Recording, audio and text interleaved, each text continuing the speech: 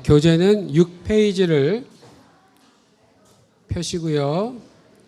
두 번째 강의 제목은 그럼 성경은 어떤 책인가입니다. 이제 아까 오전에는 우리가 왜 성경을 우리가 이해해서 읽어야 하느냐, 그러한 것들을 좀 나름 설명을 좀 드렸던 거고요.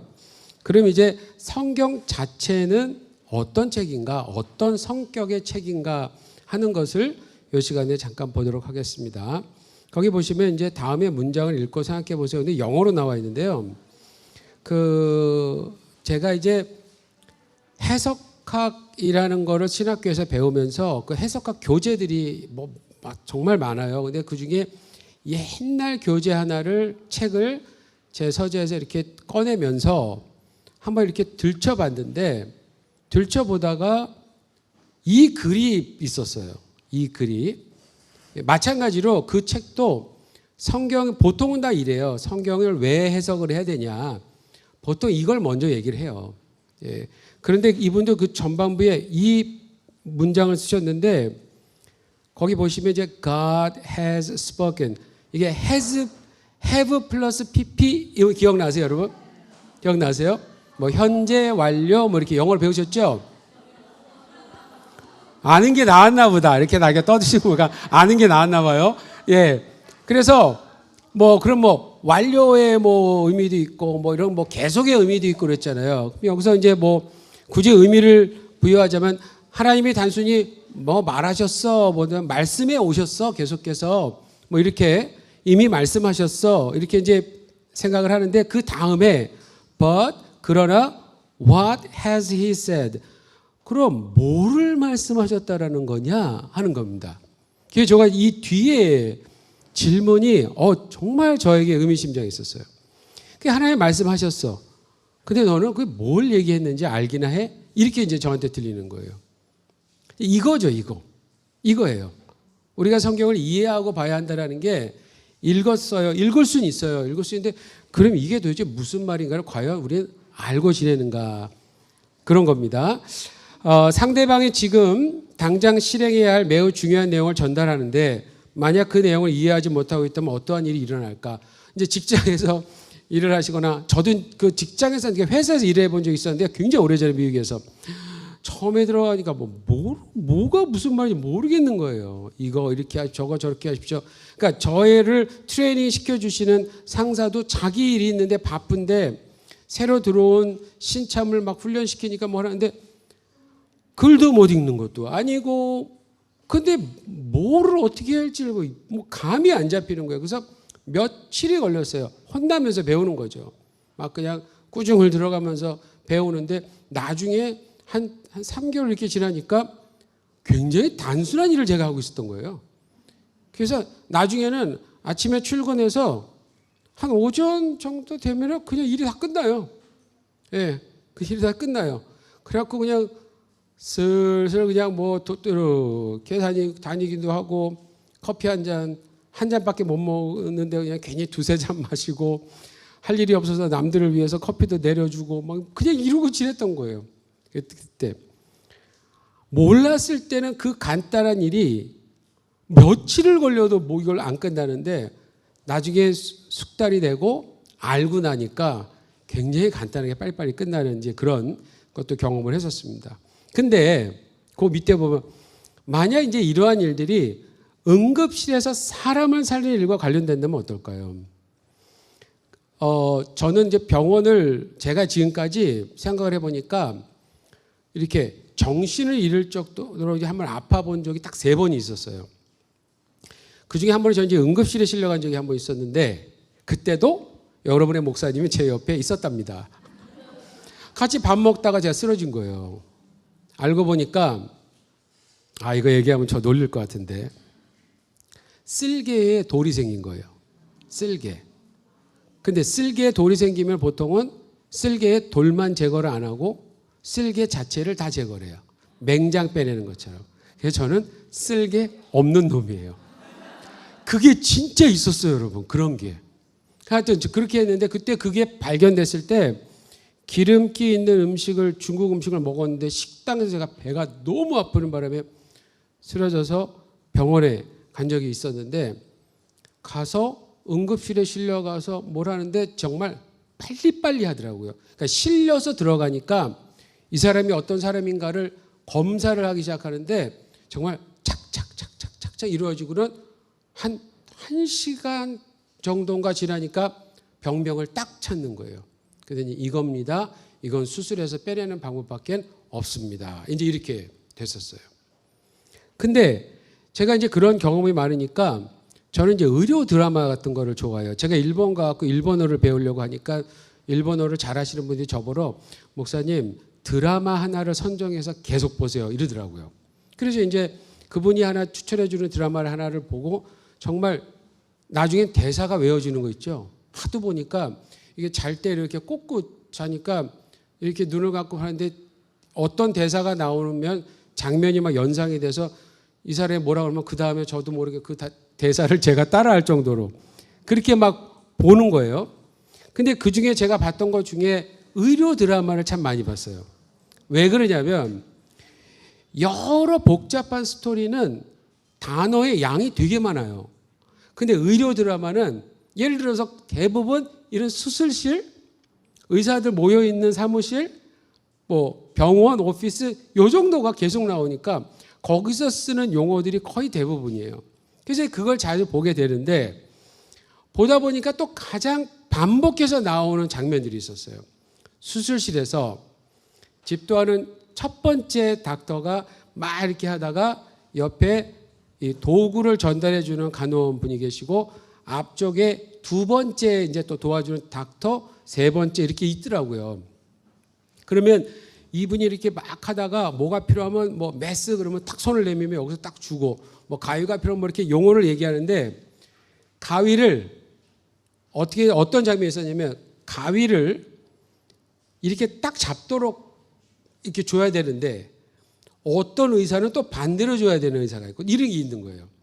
그러면 반대로 주면은 잡자마자 확 진행을 해야 되는데 이걸 하려니까 또 잘못되니까 짜증을 내면서 이렇게 주지 말라고 막 혼내고 그다음에 앞에 있는 사람한테 두 번째 의사한테 이거 잘 잡으라고 그러는데 제대로 못 잡고 막 그러면 막 혼내는 장면. 이게 이제 드라마에서. 그래서 아유 드라마니까 과장하겠지 이렇게 생각을 했어요. 근데 KBS인가 어디에선가 응급실을 취재한 다큐멘터리가 있었어요. 그래서 관심이 있어서 봤는데 와 더 심해요. 더 심해. 응급실. 그냥 조금이라도 잘못하면 그 앞에서 소리를 지르면서 막 그러는 거예요. 죄송합니다 하면서 빨리 잡아 하면서 막 하고 막 그러고는 딱 끝나면 언제 그랬냐는 듯이 선생님은 또 자기 오피스 가서 쉬고 그리고 또 똑같은 상황이 오면 막 그냥 급하게 하면서 하는데 사람 살리려고 그러는 거잖아요. 그렇죠? 사람을 살리는 데 있어서는 연습이 아니잖아요. 그거는. 그러니까 그냥 막 그렇게 그냥 큰 소리를 치고 혼내면서 이렇게 하는 것을 보면서 참 많은 것을 좀 깨달았는데 그런 거와 연관해서 그 밑에 성경을 읽고 있다라는 과연 여러분 어떤 의미일까요? 전 이런 질문을 한번 드리고 싶습니다. 한번 그 말씀을 한번 볼까요? 거기 말씀을 좀 틀어주실래요? 여기 보시면 그 이사야서도 있고 마가복음이 있는데요. 자, 이사야서 42장 24절 야곱이 탈취를 당하게 하신 자가 누구냐? 이스라엘을 약탈자들에게 넘기신 자가 누구냐? 여호와가 아니시냐? 우리가 그에게 범죄하였도다. 그들이 그의 길로 다니기를 원하지 아니하며 그의 교훈을 순종하지 아니하였도다. 이사야 선지자를 통해서 앞으로 이스라엘이 유다가 남유다가 어떻게 될 거냐? 북이스라엘이 어떻게 될 거냐? 이걸 먼저 일이 일어나기 전부터 먼저 예언을 하게 하셨어요. 그러니까 예고를 미리 하셨던 거예요. 그러면 그 의도는 너희들을 망할 거야가 아니라 이러지 않도록 지금이라도 여러분 너희들 돌이켜라 하시는 건데 안 하는 거예요. 안 하는 거예요. 이걸 심각하게 받아들이지 못했어요. 그 당시에 시대상과 종교적인 타락이 있었던 시대였기 때문에 이게 안 들리는 거예요. 자, 이사야 45장 19절 하나님 이렇게 얘기하시는 거죠. 나는 감추어진 것과 캄캄한 땅에서 말하지 아니하였으며 야곱 자손에게 너희가 나를 혼돈 중에서 찾으라고 이르지 아니하였노라. 나 여호와는 의를 말하고 정직한 것을 알리니라. 간단히 말하면 내가 못 알아듣게 얘기를 했냐? 내가 언제 숨어서 얘기했니? 이런 식이죠. 얼마나 많은 선지자들 보내서 너희들한테 이 심각한 상황을 알리지 않았냐. 이러면 안 된다라고 내가 얼마나 많이 말하지 않았냐. 그러니까 아까 응급실에서 실수하면 안 되도록 막 다그쳤던 그 사람, 그 의사들처럼 그렇게 하나님이 정말 많이 말씀하셨어요. 많이 말씀하셨어요. 근데 듣질 않았다라는 거죠. 마가복음 14장 49절에서 예수님이 내가 날마다 너희와 함께 성전에 있으면서 가르쳤을 때 너희가 나를 잡지 아니하였도다. 그러나 이는 성경을 이루려 함이니라 하시더라. 내가 날마다 너희와 함께 성전에 있으면서 가르쳤을 때 날마다 예수님이. 그러니까 예수님이 이 가르치는 것이 예수님에게는 얼마나 중요했는지 기회만 있으면 예수님은 계속, 그러니까 치유만 하신 게 아닙니다, 여러분. 가르치는 사역이 메인이었어요. 가르치는 사역. 성경을 가르치는 사역이 예수님에게 있어서 메인이셨어요. 하나님의 말씀하시는 하나님의 의도를 계속해서 알려주시는 거예요. 그런데 사람들이 계속 정신을 못 차리고 이게 들리지 않는다라는 거죠. 근데 이 상황이 과연 이러한 상황, 성경에도 명확히 나오는 이러한 상황을 과연 우리는 그냥 넘어가야 될까? 이거를 그럴 수도 있지라고 얘기해야 할까 하는 도전입니다. 여러분, 우리가 성경을 읽는다는 것은 사느냐 죽느냐 하는 주제에 대한 질문에 대한 답을 얻는 거예요. 얻는 거. 성경은 분명히 살 수 있는 방법을 제시하잖아요. 그거를 어떻게 하면 되는지, 그리고 살아나는 것만 아니라 살아가는 방법을 알려주는 거예요.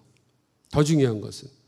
그래서 우리가 아직 이 땅에서 살아가는 동안에 구원받은 이후에도 예수님처럼 어떻게 하면 살아갈 수 있는가를 계속해서 우리를 다루어 가시는 것. 이게 하나님 말씀의 역할이라고 하는 거예요.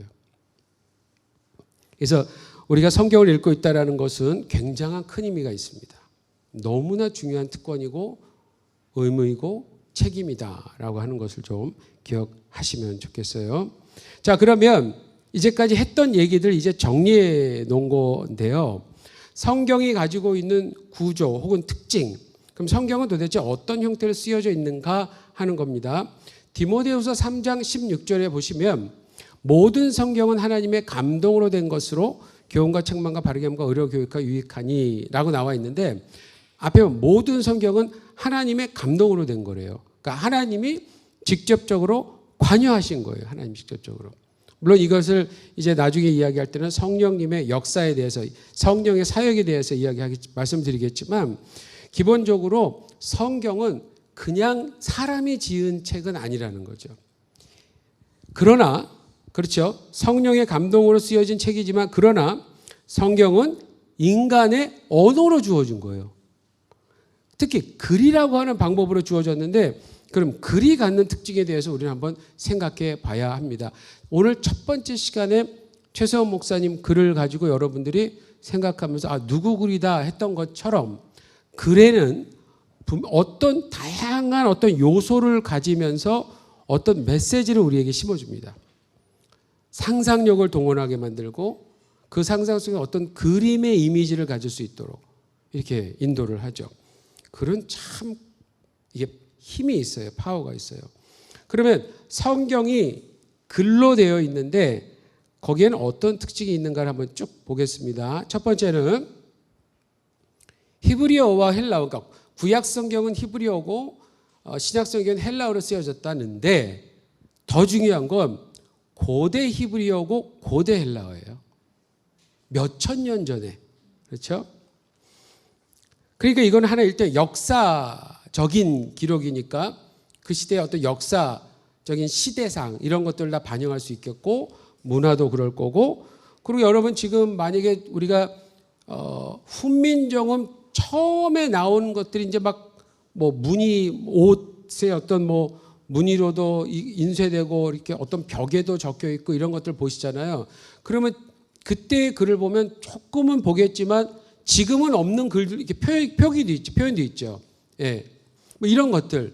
그리고 단어도 많이 틀려요. 지금 우리는 그런 표현을 안 쓰는데 그때는 지금 우리가 쓰지 않는 단어들도 많이 쓰고 있고. 예. 그런 식으로 분명히 어떤 역사적인 시대성을 가지고 있고요. 그 다음에 고대 히브리어와 헬라어를 쓰였다는 건 이게 우리 언어가 아니라는 거예요. 원래 성경이 한국어로 쓰여진 게 아니라는 거예요. 번역만 되었을 뿐이지.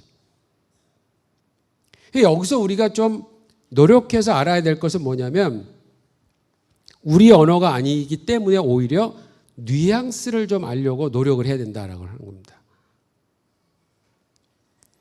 혹시 연애하셨을 때 편지로 연애하셨던 분들, 그러니까 이게 써서 우리 센터 손대시고 저도 연애 편지였어요. 이메일이나 이런 거 아니었어요. 왜 안 드세요? 이렇게 없어요? 이렇게 없으면 안 되는데. 받아본 적이 없어요? 이것도 심각한데. 치유가 필요한 시간이 같은데. 이 편지를 받아보신 분들은 정말 이게 몇 주가 걸려서 저는 미국에 있었고 제 아내는 그 당시 일본의 유학생이었거든요. 예. 근데 이걸 한 번 보내면 한 2주면 나와요. 2주면. 그러면 내가 받았을 땐 2주 전에 썼던 편지. 그래서 내가 보내고 받으려면 대부분 거의 한 달. 한 달 한씩. 그러면 그걸 다 그 편지가 도착했다고 이제 사무실에서 알려줘요. 밑에 기숙사 그 사관 그 사무실에서 이제 편지가 왔다 그러면 내 가서 이렇게 뽑아오면 딱 보면 일본에서 온 현아 이렇게 딱 써져 있어요. 그러면 이걸 갖고 이제 제 방으로 딱 들어요. 어두운 방이었는데 편지지를 딱 여는 순간 빛이 쫙 이제 들어가는 거예요. 어두움이 사라지죠. 편지지를 딱 꺼내면서 창 열고 첫 절부터 이렇게 읽어가는 거죠. 한 2장을 썼어요. 그럼 끝까지 읽으면서. 그러면 읽으면서 저한테는 자연스럽게 제 아내의 이미지가 쫙 그려지는 거예요. 이런 부분을 썼을 때는 웃으면서 썼겠지. 막 그냥 어려운 일이 있어. 이러면 좀 속상한 모습이겠지. 이게 자연스럽게 이제 느껴지는 거예요. 설마 저만 이런 거 경험한 건 아니겠죠? 여러분? 예, 여러분 다 그런 걸로 알아요. 카톡이든 뭐든 이메일이든 간에 어쨌든 글을 봤을 때는 이 글의 표현에 따라서 뉘앙스라는 게 있잖아요. 그렇죠? 그러니까 고대의 언어도 우리가 고대 언어를 몰라서 그럴 뿐이지 다 마찬가지예요. 근데 안타까운 거는 뭐냐면 번역을 할 때 우리나라 예를 들어서 개역 성경, 우리 이제 초기에 번역했던 개역 성경은 뭐에 신경을 썼냐면요. 원어를 그대로 직역하는 거에 신경을 썼어요. 그러니까 여러분 이거는 이거대로 가지고 계셔야 돼요. 아셨죠? 원래 성경에 쓰여진 원어의 느낌을 그대로 단어나 이런 것을 번역을 한 거기 때문에 개역이나 개역개정은 그대로 가지고 있어야 돼요. 그런데 우리나라 개역이나 개역개정이 말투가 조금 어때요? 굉장히 옛날 말 아니에요? 느낌이? 그래서 이런 일이 있었대요. 미국에서 어떤 목사님이 오셨어요. 그래서 사무엘상을 사무엘의 어릴 적에 대한 것을 이제 설교를 하신 거예요. 옆에서 이제 어떤 목사님이 통역을 하고 주셨는데 이 미국 목사님은 본문에 충실해서 이렇게 얘기한 거예요. 사무엘이 엘리 제사장 밑에 어린 아이가 있었을 때 어느 날 사무엘이 사무엘아 하고 듣는 하나님 음성을 듣잖아요. 그래서 몰라서 엘리 제사장이 부르셨나 하고 왔다 갔다 하다가 엘리 제사장이 이번에 그럼 또 듣거든 이렇게 하라고 이제 이렇게 알려주세요. 그런 장면이 있어요.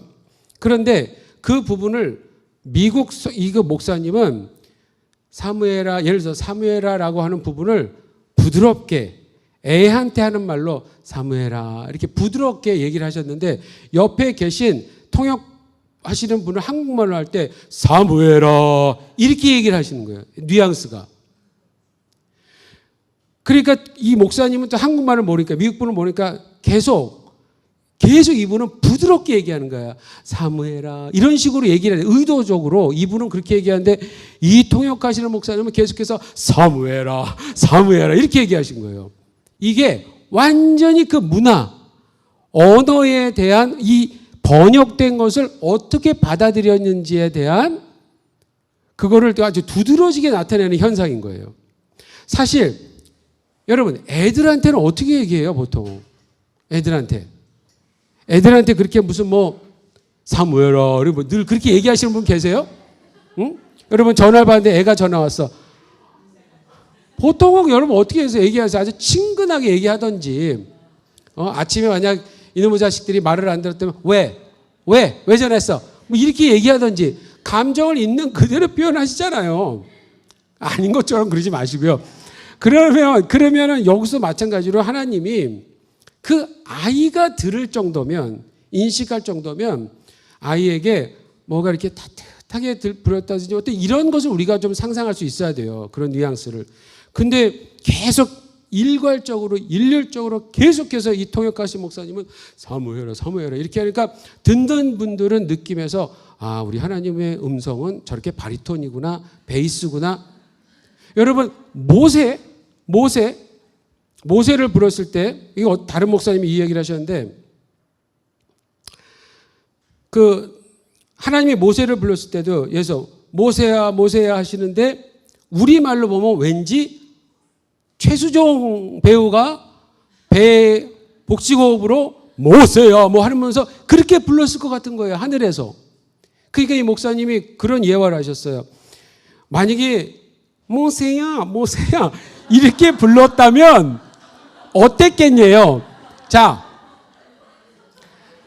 은혜가 떨어지죠. 음성에 따라 은혜가 떨어질 것 같아요. 정말 우리가 아는 선입견으로는 모세야 이래. 아브라함이 아들을 죽이려고 했잖아요. 이렇게. 그럴 때 하늘에서 아브라함아 했을 때 아니 상식적으로라면 여러분 그 상황에서 이름도 안 불렀을 거예요. 야야야야야야야 이러지. 누가 아브라함 벌써 찔렸어요. 벌써 죽었어 걔는. 그러니까 이게 뉘앙스를 이해 못할 때는 생동감이 안 살아날 확률이 너무 많아요. 그리고 잘못 이해할 확률이 많아요. 그래서 원어 공부를 해요. 원어 공부를. 근데 원어 공부가 쉽겠어요? 어렵겠어요? 어려워요. 아니 영어, 베트남어, 일본어도 다 어려워서 헤매는데 원어를 몇 천 년 쓰지도 않는 언어를 한다고 어려워요. 근데 지금 자료들이 너무 잘 나와 있어요. 자료들이. 그래서 이제 그런 자료들을 찾아서 예를 들어서 읽으시다가 이런 부분들은 어떠한 좀 뉘앙스를 갖는가 하고 이렇게 찾아보시면 많이들 이제 그러니까 앱이나 어떤 이제 책자나 이런 데서 많이 그걸 설명을 해줘요. 이제 신학자들이 그런 것을 많이 연구했기 때문에 이제 그런 것을 토대로 성경을 정말 실감나게 좀 현장감 있게 이해하려고 노력을 하셔야 돼요. 아셨죠? 안 그러면 우리 하나님은 바리톤 가수로 계속해서 여러분이 오해하신다라고 하는 거예요.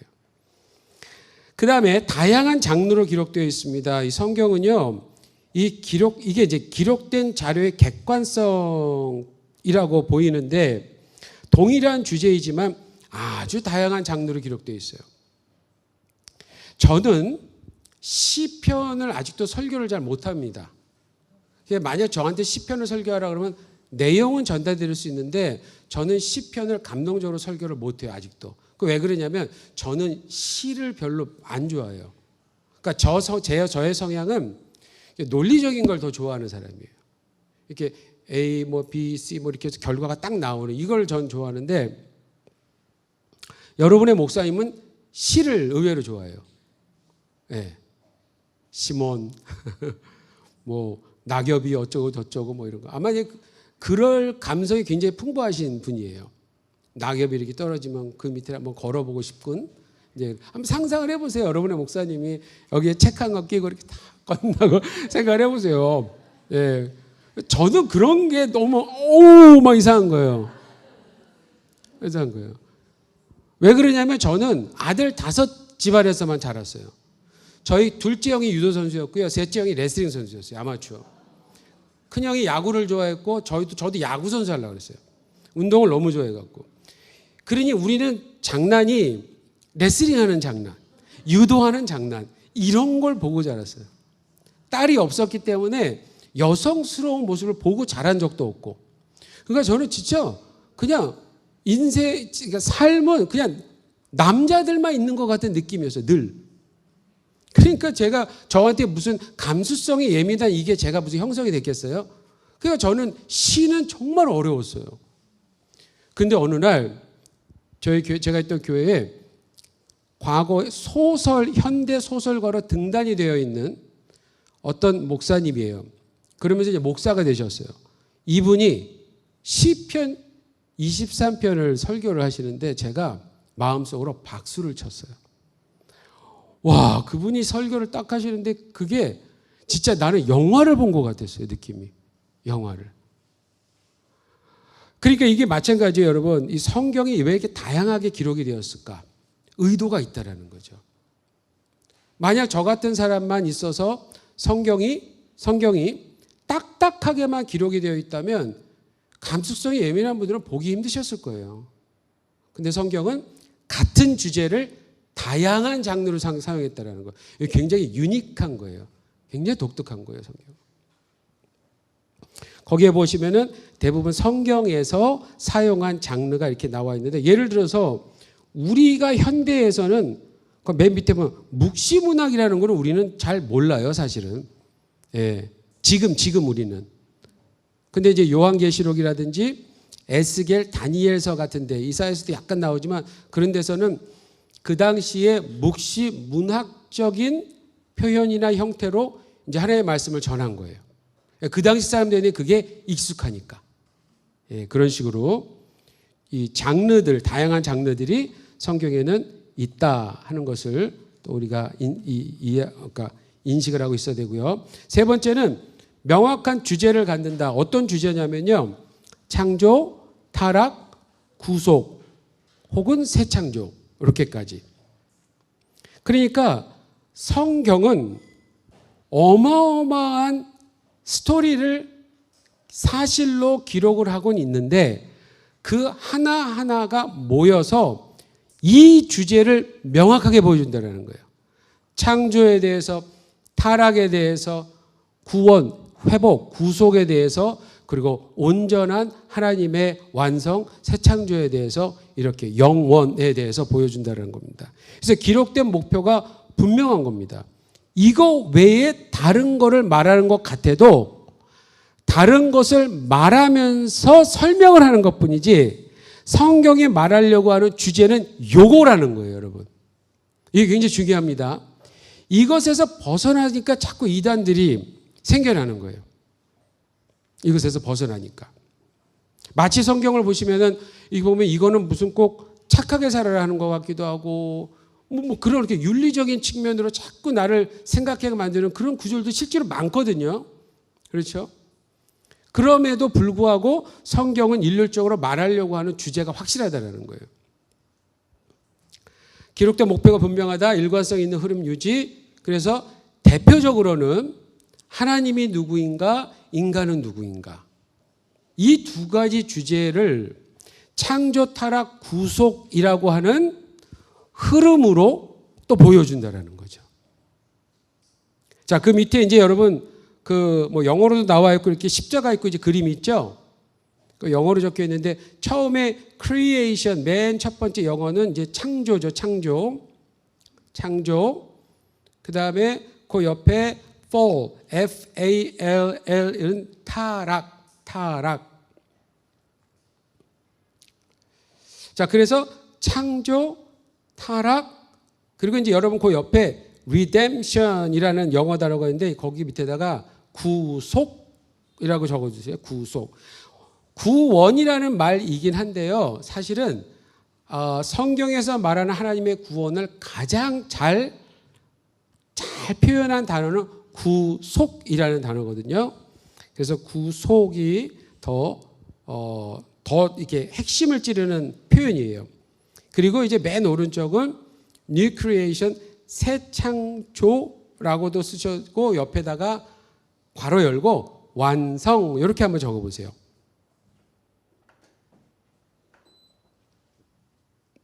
완성. 자, 그러면 A. 우리가 지금 성경과 관련해서 A는 뭐라고 적으시면 되냐면 구약 혹은 구약 시대 이렇게 적으시면 됩니다. 구약. 그래서 창조와 타락 이후에 예수님이 오시기 전까지의 인류의 상황을 이스라엘을 통해서 보여주신 거죠. 그렇죠? 그게 구약 시대. 그 다음에 C로 넘어가세요. C는 예수님이 오신 때부터 예수님이 다시 오실 때까지의 적이니까 이건 신약 혹은 신약 시대, 그리고 어떤 신학자들은 성령 시대라고도 얘기합니다. 혹은 교회 시대라고도 얘기를 하기도 하고요. 그렇게 이해하시면 되고요. 그러면은 십자가 위에 B는 예수님 오신 거니까 초림이죠. 예수님 오신 거, 성육신 하셔서 오신 거.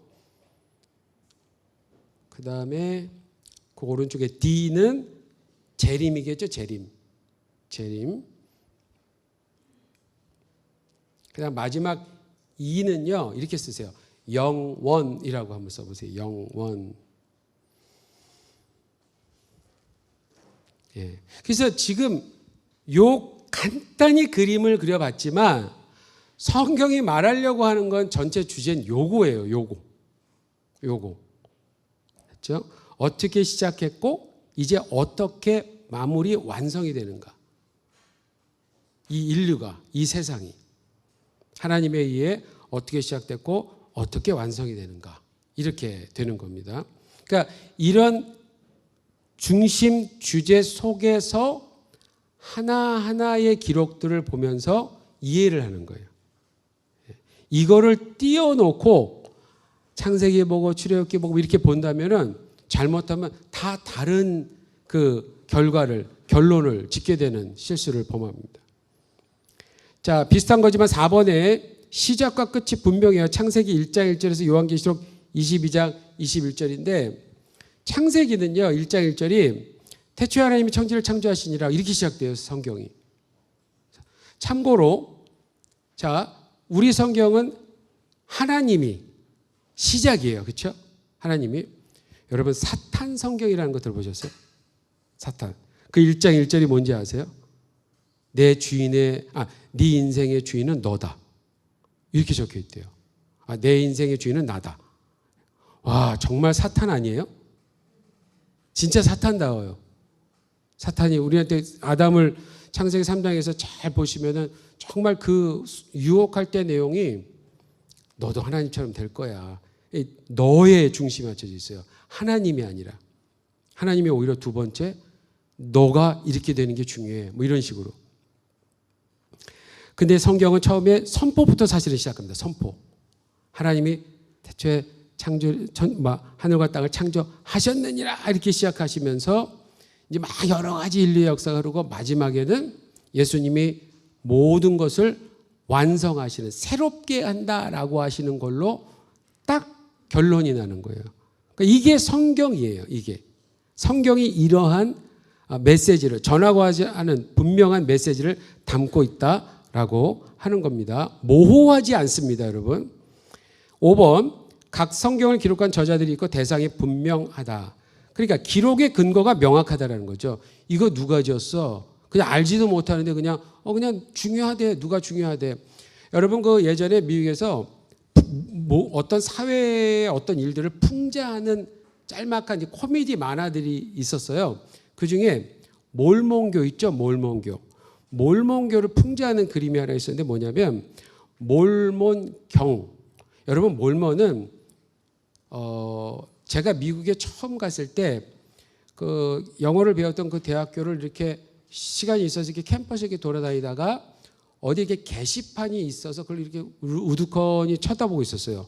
학교에서 무슨 행사가 있나 이렇게 보고 있는데 갑자기 미국 백인 애가 이렇게 오더니 저한테 영어로 어디서 왔니에요? 인사하면서. 그래서 나 한국에서 왔다고 그랬더니 갑자기 안녕하세요 이러는 거예요.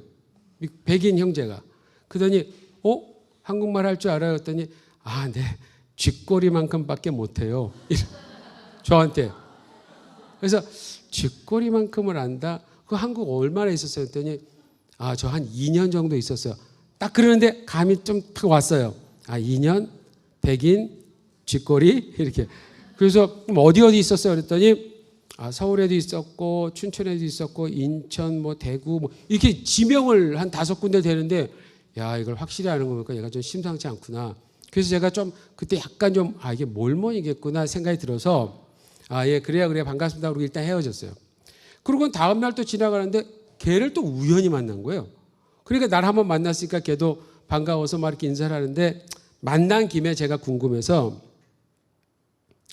나 크리스찬이라고. 너도 혹시 뭐 종교가 있냐 했더니 자기도 크리스찬이래요. 근데 자기는 몰몬 크리스찬이래요.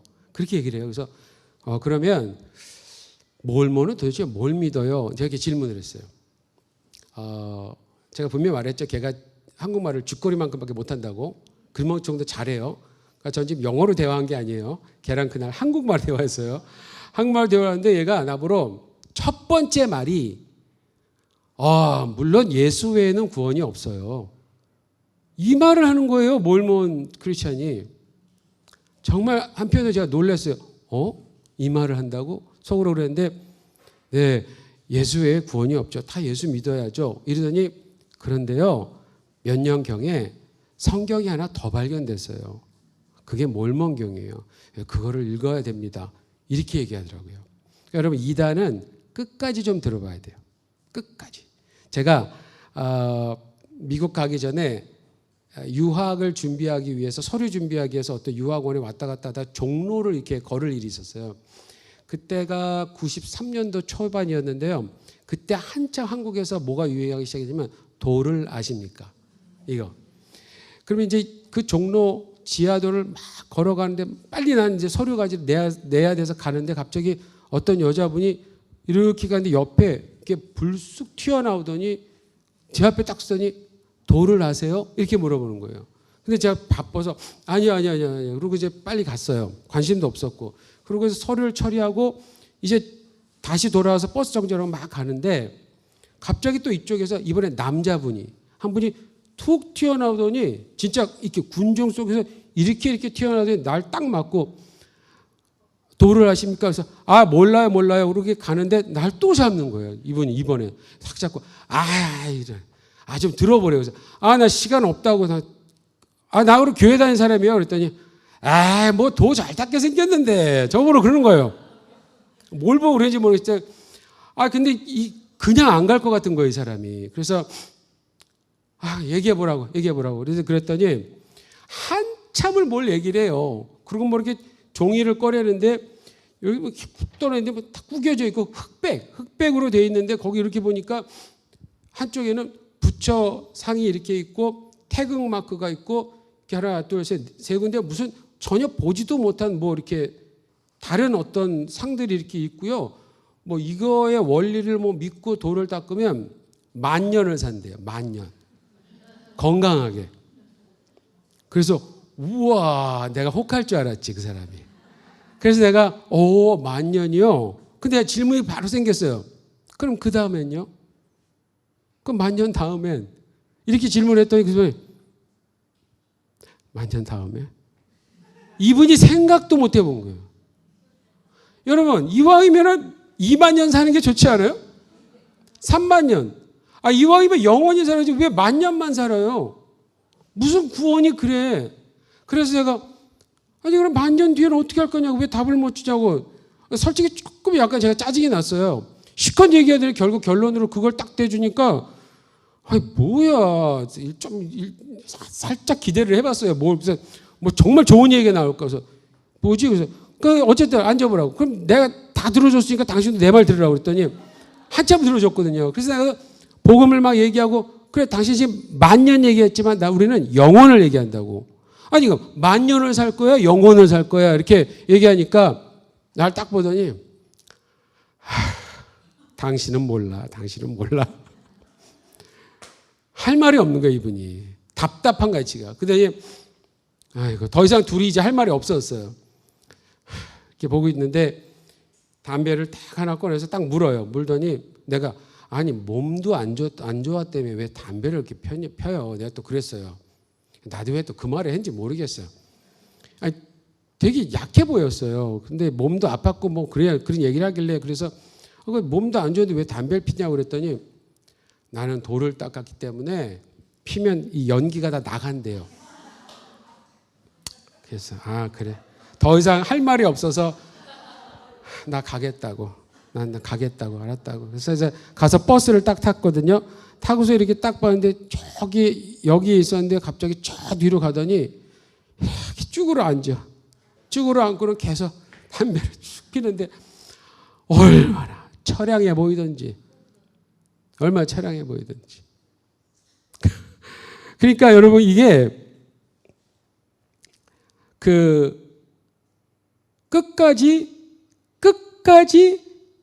메시지, 아까 몰몬도 그랬고, 이 몰몬들이, 제가 몰몬 얘기하다 이 얘기를 했는데, 끝까지 들어봐야 될 필요가 있는 게 뭐냐면, 아까 그 몰몬경이라고 그랬죠. 몰몬경. 몰몬경을 계시를 받은 장면을 풍자한 그림이 있어요. 이 얘기를 하려고 그랬던 건데요. 그러면 몰몬경을 계시를 받은 그 최초의 저자라 그래야 될까? 이제 창시자겠죠. 그 사람이 여러분 헌금 바구니 있죠, 교회. 그런 거 같은 거에 얼굴을 이렇게 파묻어요. 딱 들어. 그리고 옆에 적는 사람에게 뭐라 얘기하면 적어요.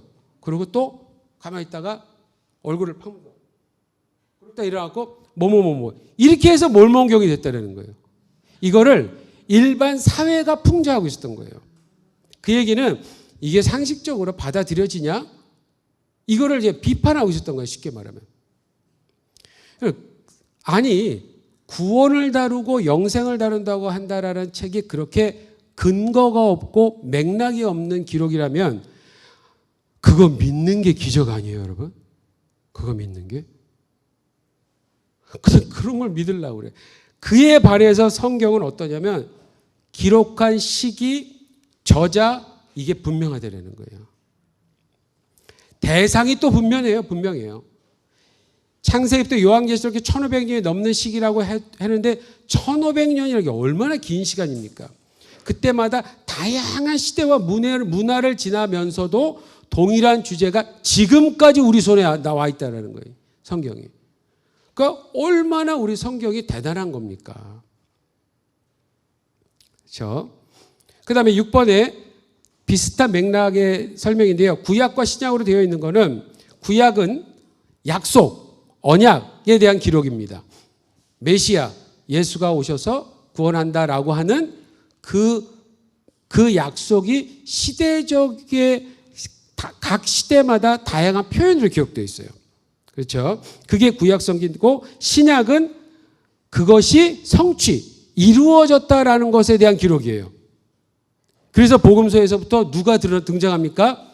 나사렛 예수가 등장하는 거예요. 그분의 탄생, 자라온 배경, 어떻게 해서 그분이 사역을 했고 어떻게 구속을 이루셨는가.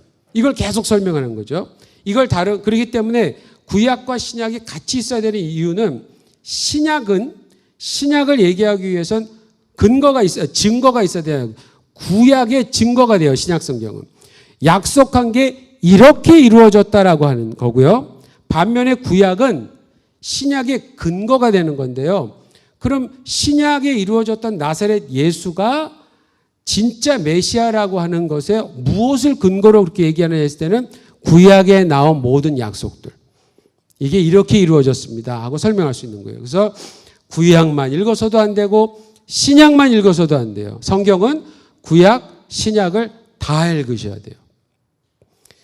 조금 힘들어도 보통 교회 처음 오시는 분들한테 옛날에는 쉽게 어디부터 읽으면 되나요? 했더니 많은 분들이 요한복음부터 읽으세요 그러는데 저는 그렇게 얘기하고 싶지 않고요. 그냥 창세기부터 읽어야 된다고 저는 강력히 주장하는 바입니다. 아니 무슨 책을 중간부터 읽어요? 여러분 소설책을 선물 받았는데 너무나 좋대요. 예를 들어서 이번에 왕과 함께 사는 남자인가 영화가 지금 1200만을 넘어간다고 그러는데 자 영화를 보러 갔어요. 일부러 늦게 가. 처음부터 안 봐도 자기는 알 수 있대. 중간부터 들어가 보는. 그렇게 해서 돈을 내고 보는 바보가 어디 있어요. 처음부터 봐야 돼요. 창세기를 놓치면 성경 나머지를 이해를 못하게 돼 있어요. 성경은. 어려워도 창세기부터 시작하셔야 돼요. 자, 7번. 중요한 얘기인데요. 현재의 성경은 수많은 사본을 수집한 결과 여러분들이 가지고 계신 성경을 엄밀히 하면 번역이죠. 그렇죠? 그러나 그 내용은 수많은 사본을 수집한 결과예요. 원본은 사라진 지 오래됐다. 왜냐? 성경은 어떻게 기록된 책이냐면 대표적으로 파피루스라는 종이에 기록됐어요. 원래 성경 처음에. 이 파피루스는 이런 종이가 아니에요. 그러니까 이게 지금 인쇄가 됐어도 몇십 년 지나면 이게 자연스럽게 좀 흐려지죠, 잉크가. 근데 그때는 그 파피루스라는 종이에다 기록을 하잖아요, 잉크로. 그럼 이게 10일인가 일주일 정도 되면서부터 조금씩 이게 적이 되는 거예요. 그래서 중요한 것일수록 어떻게 했을까요? 중요하다 그러면 빨리 이걸 베껴 적는 거예요. 그래서 사본을 만들어내는 거예요. 더 중요하다 그러면 더 만드는 거예요. 더. 그래서 고대의 문서는 중요하다 안 중요하다 어떻게 따지느냐? 사본이 몇 개냐 이걸로 따져요. 그래서 예를 들면 신약성경 같은 경우는 신약성경 1세기 때 2세기 때 유명한 오디세이라든지 무슨 그 고대 소설들이 있었어요.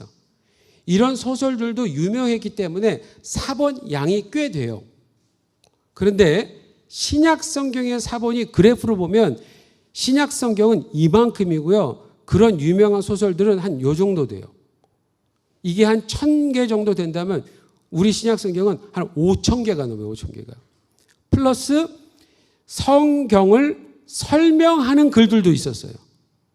그리고 지금처럼 우리 기독교 출판사에서 책들 나오죠. 성경을 이해하기 위한 책들, 또 간증집들 뭐 이런 거 나오죠. 비슷했어요, 여러분. 1세기 때도. 그래서 그런 류의 글들이 많았어요. 그런 걸 싹 다 현재 발견된 거를 보면 한 10,000개가 넘는데요. 그러니까 그 당시에 그 어떤 글들보다도 신약성경 같은, 예를 들면 신약성경의 사본수를 이게 비교가 안 돼요. 여러분, 사본은 지금도 발견이 돼요. 하나의 쪽지가 발견된다든지 한 페이지가 발견된다든지. 근데 이게 지금 거의 2000년이 넘어가잖아요. 그러니까 그동안에 얼마나 많이 발견됐겠어요. 그리고 그 전에 신약성경으로 보존되어 오던 기록들이 있었으니까 이 기록과 함께 계속 그 발견되는 것들로 이게 발견될 때마다 그 글들을 이렇게 수집을 해서 계속 원래의 것들과 비교해서 보는 거예요. 이렇게 해서 지금 우리가 갖고 있는 66권이 우리에게 온 거예요. 원본이라고 하는 건 당연히 없어질 수밖에 없었어요. 그러나 원본의 내용만큼은 없어질 수가 없는 거죠. 그래서 원본 종이는 없어요. 없어요. 근데 이거를 있다고 주장하는 좀 희한한 분들이 계시긴 해요. 그게 바로 킹 제임스 바이블 유일주의를 외치는 분들이에요. 아마 들어보신 분들 계셨을 거예요. 킹 제임스 바이블 성경이 좀 뭐 잘못됐다 이 얘기가 아니라 이것만이 진짜 성경이다라고 얘기하는 분들이 잘못됐다라는 거예요. 아니 그 번역인데 번역인데 원본의 내용을 그것만이 갖고 있다는 거예요. 여러분 왜 우리 지금 성경에 없음이 있는 줄 아세요? 그 킹 제임스 바이블 성경이 원래 되게 오랫동안 지속됐었어요. 그러다 보니까 나중에 이제 신학자들이 야, 이 번역들이 제대로 된 거니? 이렇게 이제 하고서 다시 한번 이거를 검증하고 보자 해서 그동안 또 시간이 지나면서 발견된 사본들을 가지고 비교를 해보니까 뭐가 발견됐느냐? 킹 제임스 바이블 성경을 편찬할 때 사본을 원래 볼 때 보면 비어있는 부분들이 분명히 있었어요. 그러니까 없는 부분인데 거기를 내용을 자기들이 주장하려고 하는 내용들을 말하기 위해서는 어떤 부분에는 다른 복음서에 있는 요 구조를 여기다 좀 첨가를 시켜야 될 필요가 있었던 거예요. 그래서 가능한 비지 않도록 내용이 일률적으로 이루어지도록 한 건데 그렇게 하면은 반칙이죠. 원래 저자들이 해놓은 대로 놔둬야 되잖아요. 근데 그렇게 했었어요. 그렇게 하니까 그 후대에 그 한참 시간 지나서 신학자들이 보니까 야 이거는 무리다 무리. 이거는 있으면 안 돼. 이게 있음으로 해서 오히려 내용이 흐름이 잘못 이게 이해하겠다 그래서 원래 사본에 없는데 넣어진 것이 판명이 된 것들은 삭제를 해버린 거예요. 곡칸에다가 없음 이렇게 적은 거예요. 그 다음에 또 어떤 것들은 있는데 괄호를 해놨어요. 괄호를. 이런 것들은 이 부분들은 확실하게 후기에 첨가된 것이겠구나. 그러니까 킹제임스 성경 이전에 훨씬 오래전에 2세기, 3세기 이럴 때 이거는 그때 첨가된 거라는 거를 사본들을 보면서 이걸 아는 거예요. 이런 것들은 그대로 좀 놔둔 필요 있으면 요건 대신 괄호를 하자. 그러니까 이런 부분에 있어서는 신학자들이 속해 있는, 그러니까 번역을 하는 출판사들이 많아요. 출판사들마다도 약간의 차이는 있어요. 그러니까 어떤 번역본을 보면은 괄호가 있는 데가 있고 다른 데 보면 괄호가 없어요. 그러면 각 출판사들이 보유하고 있는 신학자들의 의견이 약간 다른 부분도 있어요. 하지만 내용에 있어서는 그렇게 크게 차이가 무리가 아니니까 그런 의견 정도는 서로 좀 수용을 하는데, 단 킹제임스 바이블 성경이 그 다음에 버전으로 넘어갈 때는 그 없음이란 부분을 분명히 명시를 해둔 거예요. 없는 건 없는 거다. 굳이 무리하게 뒤에 후대에서 이걸 넣을 필요는 없다. 그것도 영어로. 이건 안 된다 이래갖고 다시 제대로 수정을 하는 거예요. 근데 이제 그쪽 분들은 이걸 또 반박을 하죠. 그러니까 애당초 그쪽 분들하고 이렇게 뭐 말을 섞을 필요는 없어요. 예. 그러면 골치만 아파서 그래 알았어. 우린 그렇게 생각 안 하니까 알았어. 이러고 그냥 맞춰야 돼요. 그러니까 그런 이렇게 여러분 사본과 원본에 대한 관계가 그렇다라는 거예요. 지금도 만약에 우리 성경만이 원본을 담고 있는 성경이 이렇게 얘기한다면 그건 진짜 그건 말이 안 통하는 거예요. 그래서 그냥 아까 여러분들 남편에게 해줬던 것처럼 이러고 그냥 돌아서시면 돼요. 아셨죠? 자, 밑에 보세요. 성경이 인류를 향한 하나님의 메시지라는 측면에서 보면 성경은 결코 어려운 책이어서는 안 된다. 인간이 이해할 수 있게 되어 있다. 하지만 결코 이해하기 간단한 기록은 아니다. 40여 명의 저자가 약 1500여 년에 걸쳐 기록한 고대의 문서를 단순히 글자만 보고 파악할 수 있다. 이건 쉽지 않다라는 거죠. 그래서 성경 이해에 있어서 가장 무서운 적이 뭐냐? 밑줄 치세요. 맹목적, 문자적으로 이해하려고 하는 시도. 여러분, 문자적으로 받아들여야 할 것이 없는 건 아니에요. 예를 들어서 서신서에서 뭐 교회에 관한 어떤 일을 얘기를 하면서 서로 사랑하라라든지, 그렇죠? 기도하라든지, 그런 것들을 우리가 쉽게 문자적으로 받아들일 수 있는 거지만 생각보다 그렇게 받아들이기가 애매한 것들이 성경 안에는 너무나 많다라는 거예요. 왜냐하면 그 고대 시대의 역사와 시대상과 문화와 가치관 이런 것을 다 반영한 글들이기 때문에. 그렇죠? 그래서 성경 자체가 가지고 있는 특성상 그렇게 할 수가 없기 때문에 그렇습니다. 자, 마가복음 거기 12장 24절에서 27절을 보니까 이렇게 적혀 있죠. 예수께서 이르시되 너희가 성경도 하나님의 능력도 알지 못함으로 오해함이 아니냐, 너희가 크게 오해하였도다, 이렇게 나오는데 이거 사두개인들에게 하신 말씀이에요. 바리새인들이 있었고 사두개인들이 있잖아요. 사두개인들은 성전을 관리하는, 쉽게 말하면 정치적인 지도자라고 생각하시면 돼요. 나름 어떤 바리새인들처럼 사두개파 해갖고 좀 유대 교회의 어떤 지도자 그룹처럼 하고 있지만 실제로 성격은 좀 정치적인 성향이 많아요. 로마 정부하고 연결돼서 하니까. 그리고 주로 이제 성전을 관리하는 측면이니까 아무래도 돈과 관련이 많이 됐겠죠. 그러니까 굉장히 현실주의자들이에요. 이 사람들은 성경도 모세 오경 정도만 인정을 했다 그래요. 현실주의자들이니까 이 사람들 당연히 부활을 믿질 않아요. 바리새인들은 또 부활을 믿고, 그러니까 사실은 바리새인과 사두개인들은 늘 대립을 하던 관계였어요.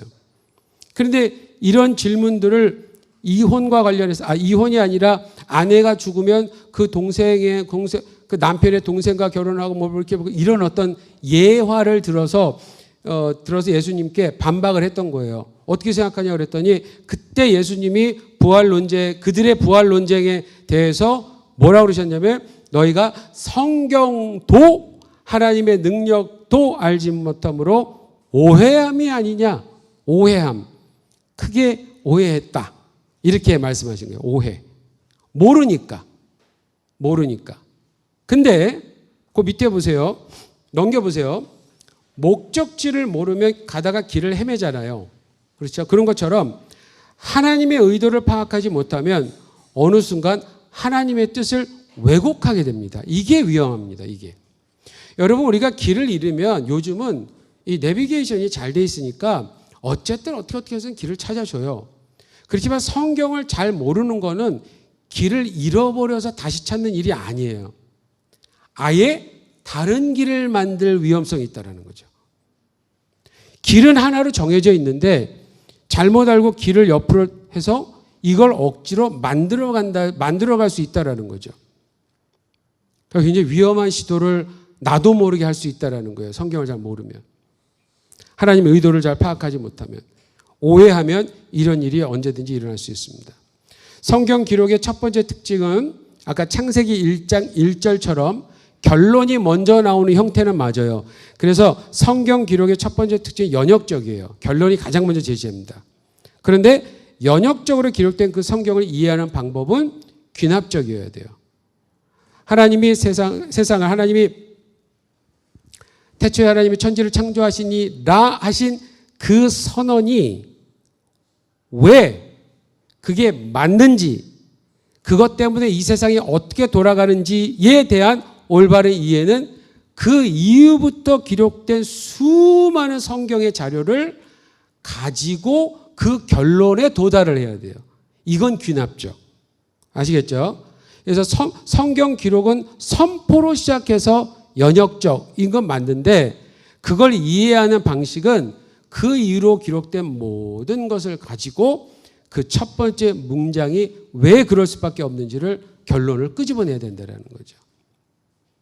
그게 귀납적이에요. 그래서 이제 요거 다음에는 우리가 귀납적 성경용과 뭔가를 이제 배우는 겁니다. 결론, 두 번째 강의의 결론. 본 세미나에서는 일반 성도 입장에서 성경 해석이 가능할 수 있도록 하기 위한 하나의 방편으로 귀납적 성경 연구를 통해 훈련하게 하나 여기서는 관찰과 해석에 좀 더 초점을 맞춰서 진행하려고 합니다. 이제 요거 다음에 귀납적 성경 연구가 뭐냐 하는 걸 말씀드리는데 그 중에서도 제가 여러분들과 좀 더 강조해서 제가 설명드릴 거는 관찰과 해석이다라는 거예요. 본 세미나의 1차 목표가 교회 내 기존의 성경 교사들이 가지고 있는, 여기서 성경 교사는 뭐 어린이부, 중고등부, 교육부에 있는 교사들뿐만이 아니라 셀그룹의 인도자들, 그 다음에 여러분 예를 들어서 셰퍼드 라이프나 이런 걸 가르치시는 성경 교사들이 다 포함하는 겁니다. 그래서 이 성경 교사들이 가지고 있는 가장 취약한 부분을 보완하기 위한 것이기 때문에 귀납적 성경 공부 자체보다는 시급히 도움이 필요한 해석의 부분을 집중해서 가르쳐 주고자 한다. 궁극적으로는 성경을 해석할 수 있는 도구를 다루게 하므로 성경을 볼 수 있는 눈을 가질 수 있도록 훈련하고자 한다. 이게 이제 본 세미나를 하는 어떤 하나의 방향입니다. 거기에 에베소서 6장 11절에서 17절이 있습니다. 저랑 한 절씩 한번 읽어볼까요? 제가 먼저 11절 읽고 여러분들이 그 다음 절 읽고 이런 식으로 한 절씩 한번 읽어볼게요. 11절 마귀의 관계를 능히 대적하기 위하여 하나님의 전신갑주를 입으라.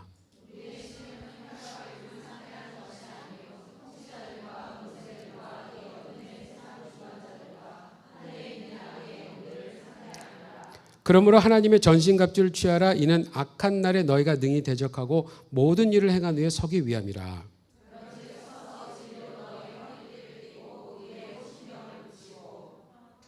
평안의 복음이 준비한 것으로 신을 신고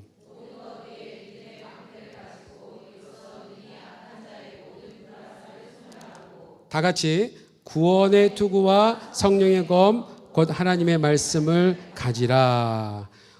이거 여러분 보통 이제 영적 전쟁 이렇게 해서 하는데 여기에 방어용 무기가 더 많습니까? 공격용 무기가 더 많습니까? 방어용이죠. 사도 바울이 누구를 보고 이걸 이렇게 묘사했을까요? 그 당시에 있는 로마에 그러니까 무장을 하고 있는 군인을 이렇게 딱 본 거예요. 보고 저렇게 설명하면 되겠다 하고서 이렇게 정말 구체적으로 자세하게 우리가 신앙생활을 할 때 필요한 영적 전쟁에서 어떠한 준비로 싸우면 되는가를 했는데 이렇게 투구도 써야 되고 가슴 이것도 이렇게 가슴 방패막이 같은 거 해야 되고 방패도 이렇게 쥐어야 되고 신도 부츠 이렇게 좋은 신발을 신어야 되죠. 튼튼한 거 이런 거 신고 막 하는데 마지막에 하나가 딱 성령의 검 하나님의 말씀이에요. 검은 검인데 무슨 검이요? 내일도 이제 이 부분을 더 강조를 하겠지만 이게 중요합니다. 사도 바울이 그러니까 저자의 의도를 파악한다고 그랬잖아요. 그럼 하나님의 말씀을 표현할 때 그냥 날카로운 검이라고도 해도 되잖아요. 날카로운 검. 근데 여기서 분명히 성령의 검이에요. 그러면 성령과 하나님의 말씀이 뭔가 연관성이 있다는 걸 여기서 좀 우리가 생각을 해봐야 되겠죠.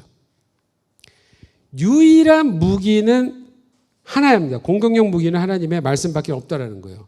왜 그럴까? 왜 그럴까? 그거면 충분하니까. 그렇죠? 딴 게 필요 없어요.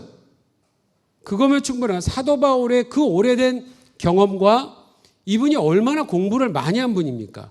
어려서부터.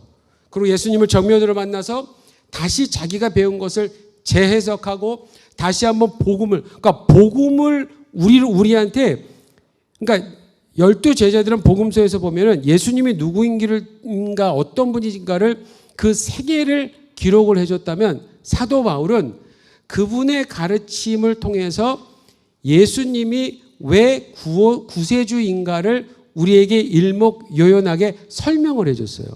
우리가 지금도 복음을 전할 수 있는 그 이유는 사도 바울 선생이 이렇게 잘 설명을 해놨기 때문이에요. 얼마나 연구를 많이 했겠습니까?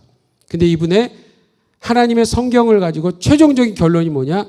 성령의 검이라는 거예요. 성령의 검. 그거 하나면 충분하니까. 이 로마의 검은 짧은 겁니다. 짧은 건데 이게 찔러서 이렇게 돌리는 거래요. 이렇게. 이게 굉장한 무기인 거예요. 가까이 붙어서 이렇게. 마지막 질문. 당신은 성령의 검을 다룰 줄 아는가? 전장에 나가 적과 싸워 이길 수 있을 만큼의 실력이 지금 있는가? 하는 겁니다. 우리가 어떤 수준 차이는 있을 수 있겠지만 신앙생활에 있어서 하나님의 말씀을 가지고 다루는 것은 지속적인 훈련을 감당하고 있는가가 더 중요합니다. 그리고 정확한 방법으로 하고 있는가. 이게 더 중요하다라고 하는 거예요. 기억하십시오. 사도 바울이 말한 영적 전쟁에 필요한 도구 중에서 공격용 무기는 단 하나입니다. 하나님의 말씀. 그걸로 충분하기 때문에 그렇습니다. 자, 여기까지 2과를 하고 우리 한 10분 정도만 쉬고 이제 2시부터 3시까지는 3과를 하도록 하겠습니다.